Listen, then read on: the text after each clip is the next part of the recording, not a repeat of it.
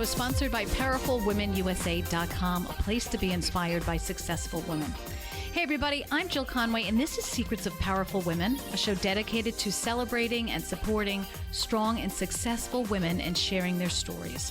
So I'm hoping you will be inspired to pursue your dreams, reclaim your voice, and discover your strengths. My guests today are some of the top women in law enforcement on Long Island. In the studio with me today, Megan O'Donnell, Division Chief at the Suffolk District Attorney's Office, Lucie Kwon, Bureau Chief of Financial Crimes at the Suffolk DA's Office, Belinda Alvarez Groneman, Deputy Police Commissioner of the Suffolk Police Department, and Dara Martin, Assistant Deputy Police Commissioner of the Suffolk Police Department. Thank you all for being here. Welcome to the show. Thank you. Thanks for having us. Thank Oh you my gosh, this is amazing. This talk about powerful women. I mean, this is the epitome of powerful women. So, all right, so let's begin. Let's go around the room. We can go counterclockwise if we could. How did you get to the position you're in? What exactly do you do? So Lucie, we'll start with you. Oh, thanks. Okay. Well, thanks for having us, Jill. No problem. So I started in the DA's office about 25 years ago. And at the time when I got there, there were a mix of supervisors, females and males. The office was, I think at the time, more predominantly male, but then that started changing rather quickly because the number of female graduates from law school was increasing. But how I got there, where I am today, is because of the women in this office, in this room right now. Oh, wow. That's why today is so special to me. So both Dara and Megan were mentors to me during, when I was a very young line assistant. They helped me through some of my biggest and toughest cases. And even when our careers took us in different places, they were still always accessible to me. So they've been both a mentor to me professionally and personally. And with Belinda, I actually knew of her because her mom was a complete trailblazer here in Suffolk County. She changed the landscape for a lot of the Hispanic and Latin communities, which I'll let Belinda talk about. So, being here today, asking me how I got here, you're looking at it is because of my fellow women who helped me get to where I am today. Oh my God, that's beautiful. What about you, Belinda? Oh, Lord, jeez. So tell us about your job. What do you do for the police department as deputy? So first and foremost, thank you very much for inviting me, Lucie. I love you dearly. I think you almost brought tears to my eyes. So I started with the Suffolk County Police Department back in 1981. I started there as a civilian. There was a program called Community Service Aid, and that's something that I spoke with my mom about, and she said to me, go do it. We love the community, and we were the eyes and ears of the police department. So that's how it started. I then stayed there with the program for about 3 years, and in 1985, I was hired as a Suffolk County police officer. So I guess I'd say that everything I did in the police department, I loved every minute of it. I don't know how much time I have to speak, but I will tell you that if you fast forward to 2000, I was a detective and I got very sick. I had a brain aneurysm. So I had to leave the police department, learn how to walk and talk again. It took me 2 years, but God is good. I'm here today. One of the things I wanted to do, my last stop was special assistant to the police commissioner. And I remember walking into some man's office and basically saying, what is it that you do? And he told me he was a deputy police commissioner, and he basically explained everything he did. I go, I can do that. So that was my goal. That was my dream, to become the deputy police commissioner, not the police commissioner. I never thought I would see a woman police commissioner, which I did. But yes, that's what I wanted to do. And whoever thought 24 years later I was asked to come back as the DPC. Oh my goodness. So there's a lot for me to say, but I'm going to turn it over to my dear friend Dara. Thank you. And Jill, thank you again for having us. I've heard Lucie credit many of us many a times, and the same goes for her as well. She's understates her influence in our lives and support that she's given our careers as well. I actually started in the DA's office out of law school in 1994, and it's funny because one of the reasons I went to the DA's office, I was graduating college, I was interested in law enforcement, thought about becoming a police officer. I was in between times of the test, so I went to law school, I did an internship in the DA's office, fell in love, and I knew the only office I wanted to work for was Suffolk County. So my dream came true. After I took the bar, I started. I was there for 15 years, and that's when I met these great ladies and we worked. And I do remember Belinda as a detective in the DA's office, and she was unique because she was one of the few women, and I remember her being on such a pedestal to me as a younger assistant at the time too. So she was a trailblazer herself as well too. I stayed there till 2009, and then family and work was getting a little too much to do all at once, but I opened my own practice, which I did for about 10 years. And I kept my foot in the door a little bit. I was a village prosecutor in Port Jeff during that time as well. And then I came back to the office, and in 2022, the current and best district attorney, Ray Tierney, made me a deputy chief in the district court bureau, which I truly loved. I was getting to help the young assistants learn what they needed to do to be successful. And I would have never thought that I would leave the DA's office again, which I did last April, and I'm new to the police department. I still consider myself new, and I'm so lucky because it's another job I love going to every single day and being involved in the community and helping everything in Suffolk County. And my colleagues that I still work with, I work with them still hand in hand daily. That's lovely. That's lovely. Megan. Okay, so Jill, thank you again for having me and for putting this together. I feel privileged to be in this room with this group of women. I started in the DA's office right out of law school back in 1998. I always knew from the time that I was very young that I wanted to be a lawyer, not necessarily a prosecutor. I interned at the DA's office one summer during law school, and I fell in love with this particular office. One of the things that as a woman actually drew me to the office was that as a prosecutor, you had the ability to be fierce in the courtroom and to do your job 110%, but you also had time for family. And I saw many women that were wonderful in the courtroom but had children. Dara is someone who, again, influenced me. Lucie's had children while being a prosecutor. And to me, I always found that so noble. And that's what really drew me to the office. I've been there pretty much most of my career. I did leave 5 years to go to the county attorney's office where I did civil litigation. So I defended the police department and the sheriff's office in federal court. I wanted to see how the civil side worked, but I still wanted to work with law enforcement. So I did that, but that was 5 years. And I ended up coming back to the DA's office in 2019 as a division chief. Wow. Wow. I mean, this is amazing. This is an amazing group of women. I mean, I knew that before, but hearing all your stories and Belinda, I had no idea about the aneurysm. I mean, God bless you. Wow. I'm very blessed. Wow. My daughters were just 4 and 7, and now they're 30 and 33. And if I can give a shout out to my husband, who actually found me that morning, and if it wasn't for him, I wouldn't be here today. Wow. So again, he's a detective sergeant in the DA's office, and yes, I love you, Ray. But yes, I'm very, very blessed, and I guess I'm here for a purpose, and my purpose is to help however I can. And Lucie, Megan, and Dara, I'm just very blessed to be here with you today. So I wanted to ask you, because I mean, that's something you've fought back from something that very, not many people have, and that's a very dark moment, I would think, obviously in your life, and that you were able to, as you said, you taught yourself to walk and talk again. I mean, that must have been incredibly difficult. And then to be sitting here in the position that you are in, the highest position a woman is holding in the Suffolk Police Department, is incredible. I'm just truly blessed. I guess my mother's here with me right now, but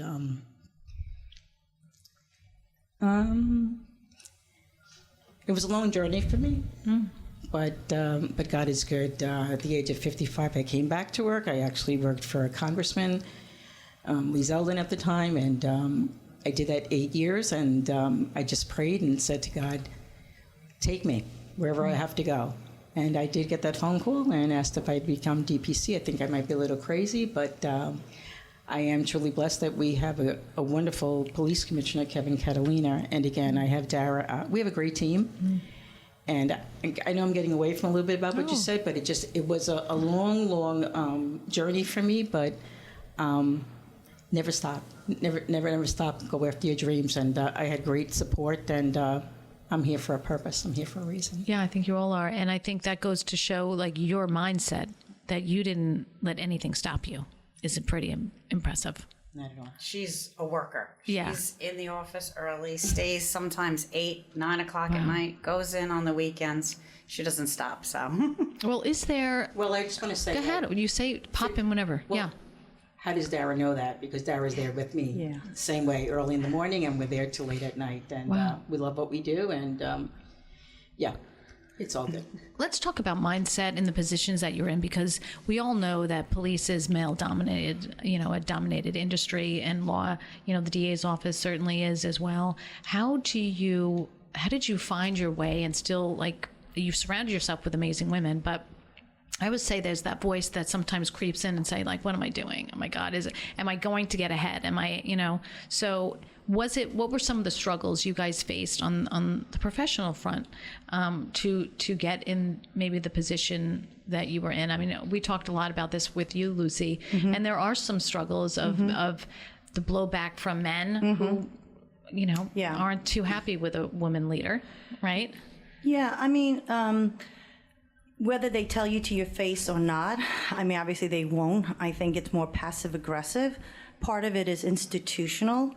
That's why it's so important, during my struggles that I had great female mentors. And I went to them because I knew I was not the first person experiencing this. And it's almost like we created our own little sort of like support system where, and I don't want to say that the men didn't also support us, because that's how you know when someone is confident in themselves, that, they're not threatened by other people, male or female or whatnot. And, really, Ray was one of those men as well. We were all in the Major Crime Bureau together. And look, we have endless stories. We would have to write a 3-part book to tell you all the stories that we all went through. Maybe more a comedy skit. Yeah. And that felt great, and that gave me a lot of confidence, because I knew if I was, in a situation, didn't know how to do something, I could go to either one of them. And the other thing, too, is I also think and thank all those who came before us, like Belinda's mom. They created the situation where we actually, it would become normal to see a woman in a situation. Because, it's not just the aneurysm that Belinda came back from. Like, when she was started as in the police force, there weren't a ton of women. I don't even know if there were any other Hispanic women, Belinda. I mean, I hear stories. Well, I was the second Hispanic woman. The first one, I don't know, I think somehow she was terminated, but we're not going to talk about that now. Yeah. I was the first female Hispanic detective. I was part of the formation of the Hispanic Police Society, if you will. And if I can look now, to realize all the women that are on now, and Hispanics that are there now, and where the Hispanic Society is today, I put a smile on my face, because I would tell any of them that I'm here for them. I guess I'm old when you say trailblazer. I think that now I used to love that little one word, but it's true. You're a trailblazer for a reason. So I'm there to help them out with however I can. But yes, Lucie, you're right. It was very different back in 1985. Sure. Yeah. And I think one of the biggest impacts we're all going to have is that we're going to normalize female leads in our fields. It's not going to be unusual. Like, I will tell you, oftentimes there's issues that come up, and it is Megan, division chief, who many people go to ask, because she has a plethora of experience. And we've spoken about this even with the DA. Like, he's such a good DA because he's actually done the work. Megan's a really good sounding board because she's actually done the work. Like, you don't have a lot of prosecutors who've done both criminal and civil. And it just makes you a better lawyer all around, and makes you a better professional. And when you're better at at all of that, it just, I think, makes you an incredible mentor too on many fronts, because it fuels your confidence in yourself. So, I think that's one of the biggest impact I'd like to say we'll have is that we're going to normalize female leads in our professions. Go ahead. I know, Dara. I'm sorry, Megan. Oh, your name keeps coming up, obviously. So No,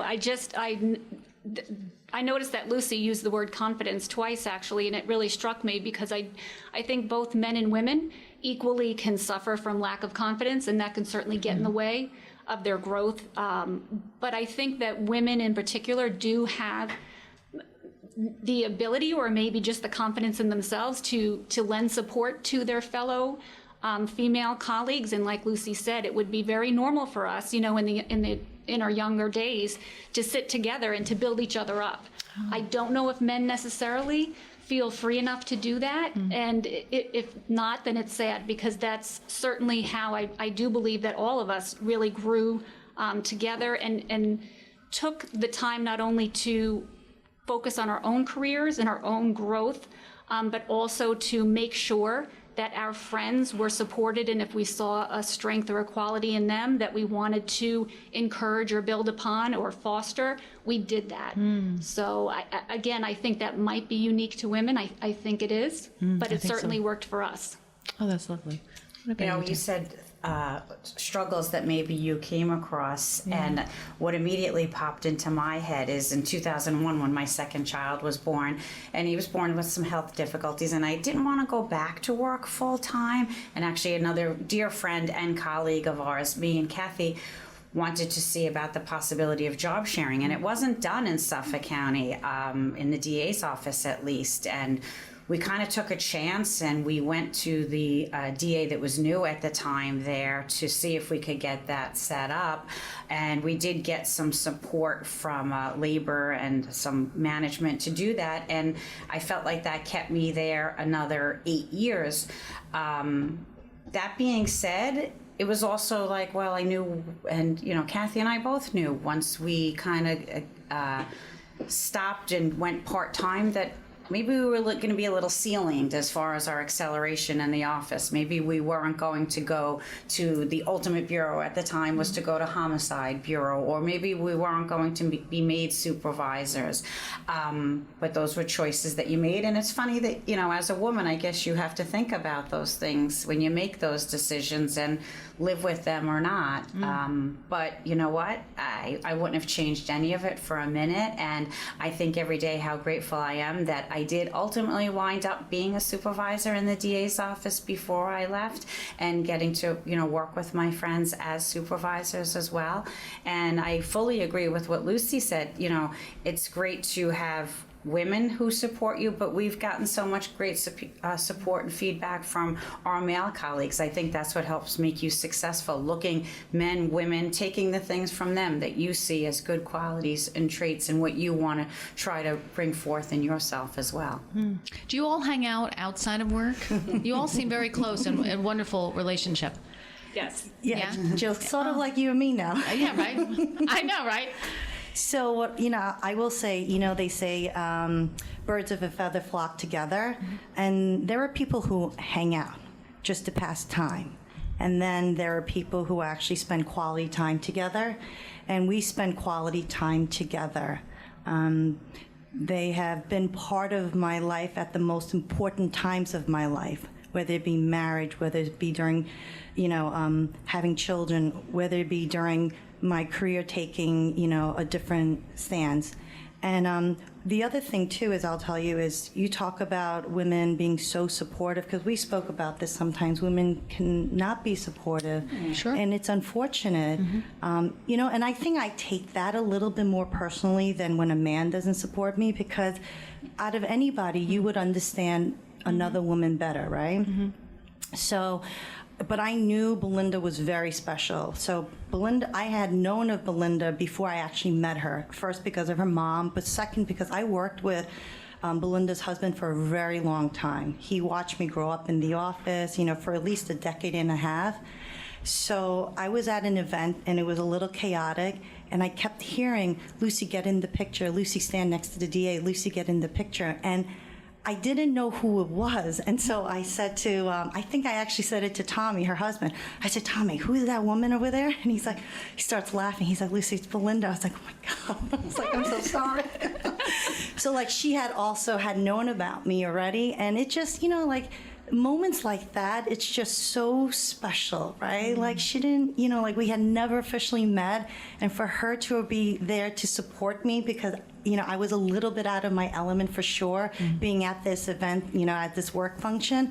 I'll remember those moments, and I hope those are lessons for younger women in our fields to how you treat each other.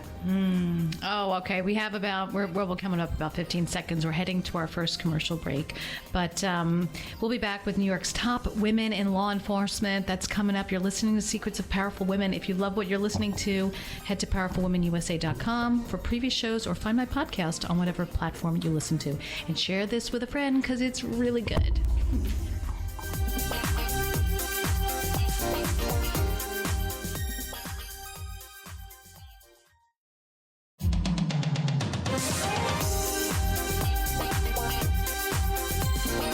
Welcome back. You're listening to Secrets of Powerful Women. Now with me today, Megan O'Donnell, Division Chief at the Suffolk DA's Office, Lucie Kwon, Bureau Chief of Financial Crimes at the Suffolk DA's Office, Belinda Alvarez Groneman, Deputy Police Commissioner of Suffolk Police Department, and Dara Martin, Assistant Deputy Police Commissioner of the Suffolk Police Department. Again, thank you for being here, ladies.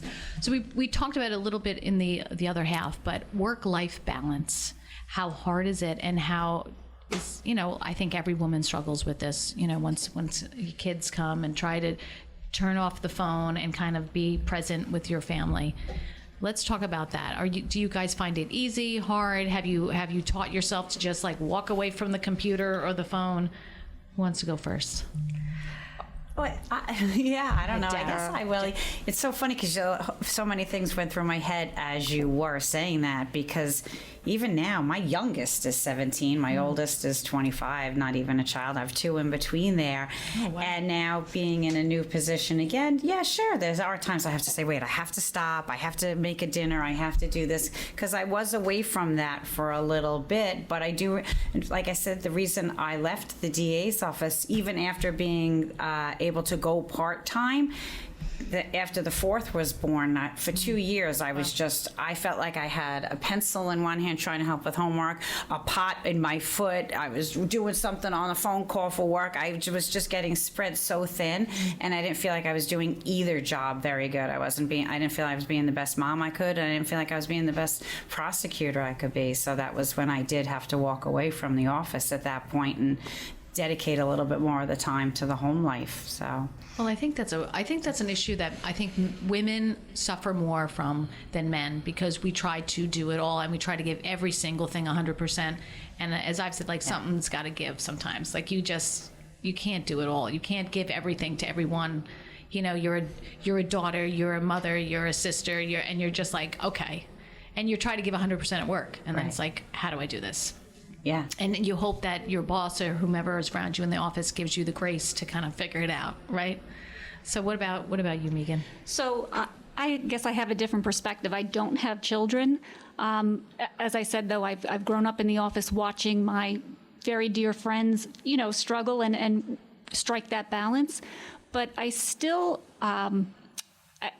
what the DA's office does give to me is the ability to have that balance and to focus on your personal life. The personal life, exactly. And I have a large family, lots of nieces and nephews, and just trying to have that ability to step away and to take care of yourself, knowing that the next day you're going to go back and take care of the victims or your chiefs or whoever needs you that day, but knowing that you have the ability to take care of yourself. So that's hard. Self-care is not selfish. Absolutely. Right? Absolutely. Selfish. Yes. That's very hard. Even listen, and no matter what your personal life is, I would think, and you're, the top woman in the DA's office, it's hard to turn the phone off. Yes. Right? Yes. And absolutely. not answer the email.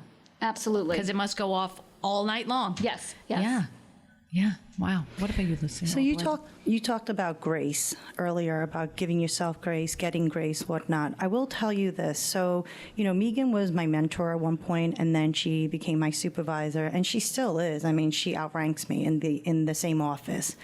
And I said to you before about how I get more offended by the way women treat other women as opposed to men, the way men treat women, just because you would think if you walk in our shoes, you would know how it feels. Mm-hmm. What really struck me is, and I knew, and I've said this to you on your last show, I do think empathy is one of the pillars of good supervision and just good leadership. Mm-hmm. Although Megan never experienced motherhood personally herself, what was very unique about her, she was my only supervisor who had not experienced motherhood, yet she was the kindest and gave me the most grace out of everyone. And I mean, look. Which is not typical, I have to tell you, not in my experience. Yes. It's not. Even to this day, it's not. Mm-hmm. So the silver lining in that of having poor supervisors for myself is that I always told myself what not to be one day if I was ever in a position of this. Mm-hmm. And I think and I had great examples of what to be. And look, maybe the attorneys who work for me may not necessarily all agree with me, but I hope they think that I do give them enough grace and that I don't want them, we welcome this natural, beautiful part of life. It should be something that we embrace. And recently, one of my attorneys announced that, she was pregnant, and I said, "Oh, there's nothing I love more than weddings and babies." Yeah, and that's, and as far as giving myself grace, it was hard. And, I was very lucky to have had Dara and Kathy, who Dara mentioned before. They really taught me how to be a working mom. There's no, there was no manual when this baby comes home and you're trying to figure out what you're supposed to do. And, you have, they want, and you just want to, you don't want to fail at home. You don't want to fail professionally. So, I say it was really helpful to have these friends and these mentors. And, I hope I can pay it forward. I hope this today pays it forward to a lot of women out there, working moms out there, to be kind to yourself. And you're doing a great job. So as I mentioned earlier, my daughters are now 30 and 33. Okay. But growing up and everything I did, I had a wonderful, wonderful support system. That's how it all worked. Mom was alive then. My mother-in-law was alive then. And they are the ones who actually had my daughters. And there were many meetings that I went to in the county executive's office or the DA's office that my kids came with me. They had to bring their school homework with them, and they were there with me all the time. I ran the Puerto Rican Day Parade for many years. They were with me.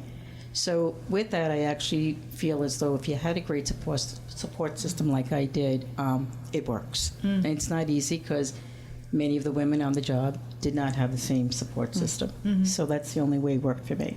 Right. But Dara said something earlier. My youngest daughter right now is a nurse, soon to go into NP school. She's in labor delivery. If you want to have another child, she can I'm good. I'm 53. No, we're done. Yeah, the shop's closed. Yeah. And then my oldest daughter works at Suffolk Community College. So again, I am truly blessed. People will ask questions, because we talked about the brain aneurysm earlier. Were my kids affected? They had a great support system, and I think maybe they were in a way, but maybe that's why my daughter went into the medical field. But again, it was the support system that I had that I'm very lucky.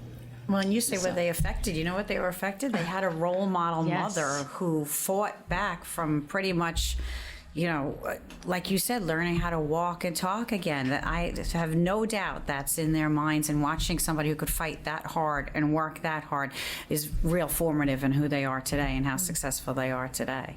Thank you.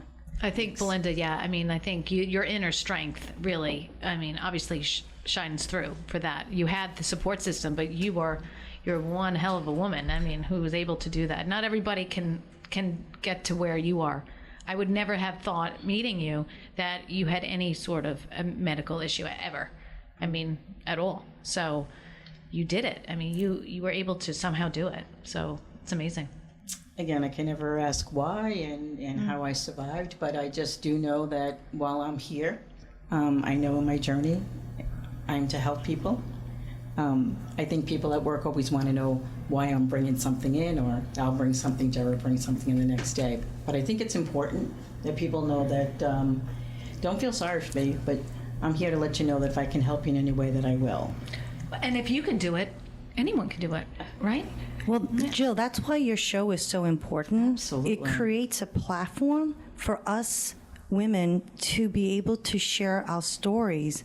It's important to share our stories because it will provide hope and inspiration to other women and other men. And sometimes when you don't have that opportunity, so many people feel alone, and that's the mental, like health check-in, right? So that's another thing too, is that it's to check in on each other. So us working moms, we check in on each other, and we get checked in also by our non-mom working friends too, right? And like some of my hardest days, and where I was like, I can't do this with the 2 kids, I would think about Dara and her 4 kids, and I said, if she can do it with 4 kids, I can do this. She's shaking your head, Dara. You're shaking your head. Because she said that so many times through the years, but I was like, I said, I went part-time and then I left. So you went full-time. To me, that was a harder task to do. Right. So. Wait, but that's a misstatement. You went part-time because you only got part-time pay. You didn't get half the load of cases. That's the truth, right? And you had to, you basically paid to be able to be a mom for your kids to be there and to still try to maintain your career. So you saying you went part-time, I don't think that's an accurate statement. See, she's quiet. She's not because we talked about this. Yeah. It's part of the reason why I didn't go part-time. I said, wait a minute, let me understand how this is going to work. I'm going to have to pay into my health care. I'm going to get half the salary, get a full load of cases, and be looked at cross-eyed by people in the office thinking that I'm going part-time or what a sweet gig. Get out of here. That's true. That's very true. And be expected to try cases which both Dara and Kathy did. That's right. Yes. Wow. Yeah. Wow. I mean, Successfully. Right. So do you look back at it? I hope you all look back at everything you've been through and be like, all right, you know what? Maybe I was a little hard on myself while I was going through it, but I'm doing pretty good. Yeah, I right? think so, yeah. Yeah. I mean, even just a couple years ago, I was looking at some people around me and I said, wow, they really had some huge accomplishments. And I was like, I really, I didn't feel like I loved everything I did in the DA's office. I loved the cases I tried. I loved the bonds that I created. I loved helping the victims. I loved everything about it. I never felt like I got to the next level of management or something to that effect. But then that happened, and then being where I am today and starting a whole new career. I say all the time, I've quoted saying this 1,000 times, working in law enforcement for over 20 years, I thought I knew everything about the police department. I feel like I'm starting over from so much more. There's so much more than cops and robbers to it, that I learn something new every single day. And I kind of say, wow, I am, even at my stage of life, still doing something new. So it is pretty exciting and great. It shows it's never too late. Yeah. It's true. Well, we say that, right? And Dara, let me ask you something, because you said you went part-time, and I think women have struggled with this, that when they go back to, that they'll somehow be looked at differently when they go back to work, or wondering if my position will still be there, not just in these fields, but in all fields, And how did you battle that? I mean, did that go through your head?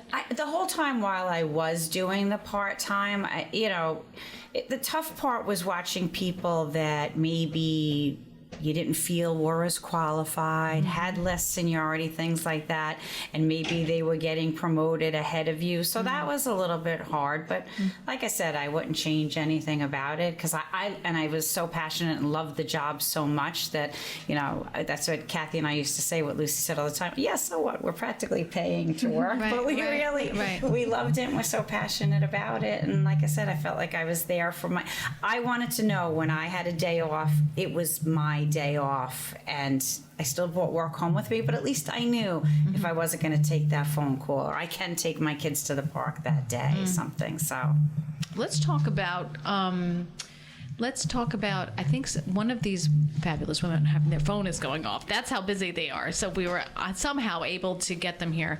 But I wanted to ask you, all right, so what do you do to de-stress? What does everyone do? Do you run? Do you meditate? have a glass of wine out by the fire in the back. I'm going to say all of the above, right, guys?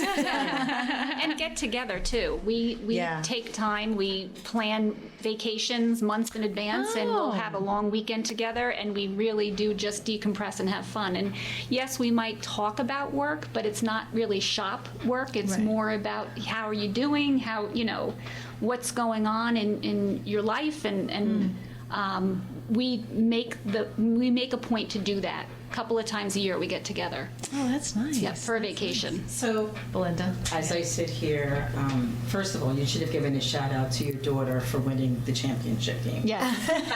And if your daughter's listening, Go ahead, Dara. Yes, Dara, you congratulations. go ahead. My youngest yesterday played in the county championship for high school basketballs, and they won their Suffolk County champs. And next Saturday, they're going to play for the Long Island championship. So, Congratulations. kudos to Kyla. Oh, congratulations. Okay, Belinda, go ahead. so I'm sitting here with 3 other women, powerful women, that I know that where they are right now, whatever their titles are that you mentioned, they're not done yet. Ooh, I love There's that. other, I love that. yes, and so I say that because from the bottom of my heart, it's just nice for me to sit here and say, I might know what your title is now, but I know that you're going places, and so that I'm here for you. That's what I just wanted to say, and then a shout out. I just wanted to make sure that the county executive is listening to understand that. Thank you for allowing me to accept that job as DPC, because if it wasn't for him, I wouldn't be here right now. Oh, wow. So he gets a little shout out for that, and with that I have a lot of work to do, so it doesn't really help me. We have about 5 minutes, a little over 5 minutes left, and I want to ask each one of you what advice you would give to people, women thinking about coming into whatever field, your own field, and how do, as we've said, and I do it, how do you overcome the doubts? Or maybe as Belinda, like, you're never too old to keep striving. What is the advice you give to some women who maybe are thinking, I don't know, like, I don't think I would be a good police officer. I don't think I would be a good lawyer, or whatever it is. Let's start. Go ahead. Lucie, you're right here, so go ahead. 5 minutes, Lucie. Yeah, So. I would, don't let fear be your deciding factor. Let your dreams and ambitions be the deciding factor when you make that decision. Oh, nice. So nice. All right, Belinda, what advice do you have? Follow your dreams, and if anybody heard what I had to say here today, don't let anybody ever tell you no, and you have to have that determination, and you can do it. Did you ever think that you said you never thought you would reach the position you're in when you were younger. So what would you say to your younger self?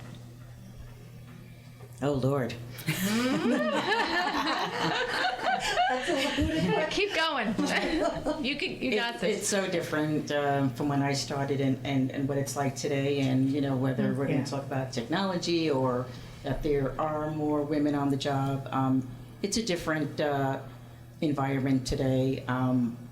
I just say that for any young girl who's interested, just follow your dreams and know that I'm always here for you. Oh, beautiful. Dara. Yeah, I agree with both Lucie and Belinda so much. And, with that, hard work. And this way you could look at yourself in the mirror at the end of the day and say, hey, I did the best job that I could. And you'll feel satisfied with that. And you won't maybe as much need to look to other people for that pat on the back if you know that you're doing the right thing and doing the best that you can. What would you give that advice to your younger self, Dara? Knowing what you know now. Oh gosh, yeah, I think about a lot of fears I had. I remember having a fear of asking to go part-time, a fear of leaving the DA's office, being there 15 years and not knowing anything else, a fear as recent as last year, taking on a new position and not knowing it. Don't be afraid. It's if you want it, you could do it. Oh, I love it. Yeah. What about Megan?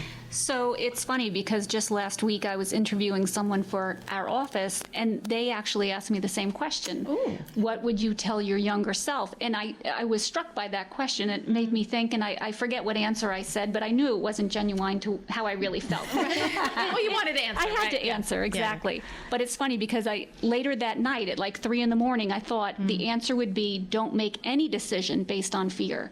So it really does mirror mirror what all three of these women have said, that any decision, whether it's something simple in the, you're making a decision in the grocery store or you're making a lifelong career decision, don't base your decision on fear. That's easier said than done, because I Yes. feel like we all, we all hear that voice, and it, men or women, well, I don't know about men, but women certainly, like, gosh, I don't know. Am I qualified? Should I go for it? And I feel like sometimes it's hard to shut that voice off. And the answer is yes. Yeah. Go for it. Yeah. Yes. All right. So what do we do for fun? We have a minute, 50 seconds. Give me something you all do for fun. One thing. Family time, exercise, right? Oh, one thing? Reminisce. Yeah. Oh, that's nice. Hot yoga. Oh, wow. Oh, Lord, I think I go to Mohegan Sun. I'm not going to I love it. I love it. Spending quality time with my family is very important to me. And a shout out that my daughter is getting married on June 28th, and to be here for her alive, and hopefully one day I hope to be a grandma. If not, I can be an aunt. Yes. Yeah. Tite in Spanish, and Absolutely. it's all good. Yeah. Oh, that's wonderful. All right. So, I think that's the end of the show. I always say, I don't know how it goes so quickly, but somehow it does, right? A big thank you to these incredible women who have really risen through the ranks in law enforcement and the police department. And you are true examples of amazing women who are inspiring other women to believe in yourselves and to go for it. So thank you for coming on the show. You've been listening to Secrets of Powerful Women. Head to Powerful Women USA or Spotify to listen to previous shows and connect with me on Instagram. I am Jill Conway, and thank you for listening to the show celebrating incredible women. I hope you are inspired to pursue your goals, believe in yourself, and dream bigger. Your voice matters, and your story can help others. I hope you join me next time.